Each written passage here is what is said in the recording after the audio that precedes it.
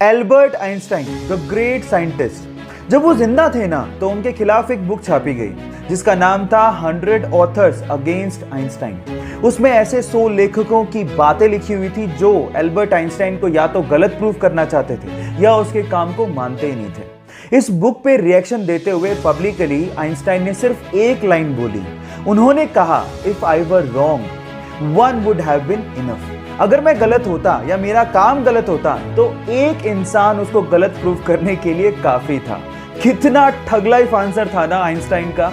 ये फैक्ट सुन के आपको कैसा लगा चैट सेक्शन में लिखना मत भूलिएगा। गाइज, हम में से अधिकतर लोग एल्बर्ट आइंस्टाइन को सबसे ज्यादा बुद्धिमान मानते हैं और उन्हीं के आईक्यू लेवल से सबके आईक्यू लेवल का कंपैरिजन किया जाता है। लेकिन क्या आपको पता है कि एल्बर्ट आइंस्टाइन खुद किसको सबसे ज्यादा बुद्धिमान मानते थे? चलो मैं आपको बताता हूं।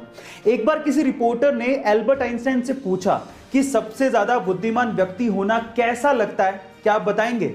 तो उसके ऊपर जो एल्बर्ट आइंस्टाइन ने जवाब दिया वो आप लोगों को सुनना चाहिए। उन्होंने कहा, मुझे नहीं पता, आई थिंक ये सवाल आपको निकोला टेस्ला से पूछना चाहिए।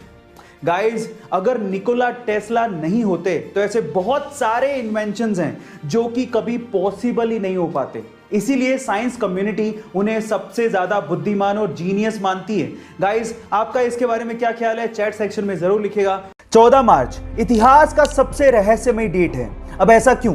क्योंकि इसी दिन एक महान वैज्ञानिक अल्बर्ट आइंस्टाइन का जन्म हुआ था और इसी दिन एक महान वैज्ञानिक स्टीफन हॉकिंग की मृत्यु हुई थी। अब आप लोग कहेंगे कि इसमें क्या खास बात है? खास बात है क्योंकि 14 मार्च को ही 1:59 पे हम लोग पाई डे बनाते हैं। अब पाई क्या है? पाई एक रहस्यमयी गणित का नंबर है जिसके बिना स्पेस और साइंस की बहुत सारी डिस्कवरीज अधूरी हैं। अब आप नंबर पे गौर करिएगा। मार्च तीसरा महीना, उसके बाद डेट है 14 और टाइम है 1:59 यानी कि 3.14159। आपने पाई का वैल्यू दशमलव के बाद 5 स्थानों तक याद कर लिया। इससे रहस्यमयी और मोटिवेटिंग चीज क्या हो सकती है?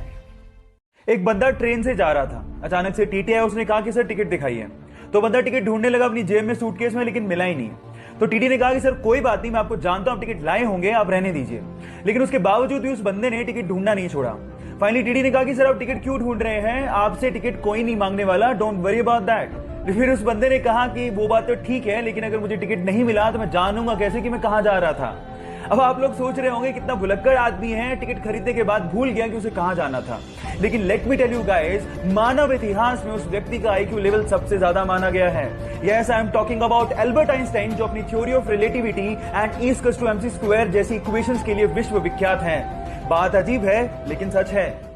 मेरे पास तो एक ही चांद यानी कि मून है, ये तो आपको पता है। लेकिन अगर मैं आपसे सवाल पूछूं कि ऐसा कौन सा प्लेनेट है जिसके पास सबसे ज्यादा चांद है यानी कि मून है, तो आप क्या कहेंगे? शायद आप लोग जुपिटर का नाम लें, जिसके पास अभी तक 79 मून डिस्कवर हुए हैं। लेकिन आपकी नॉलेज अपडेटेड नहीं है। चलिए आपकी नॉलेज को मैं अपडेट कर देता हूं। एक्चुअली सैटर्न यानी कि शनि जुपिटर को पीछे छोड़ते हुए 82 मून्स के साथ नंबर 1 पोजीशन पे आ गया है।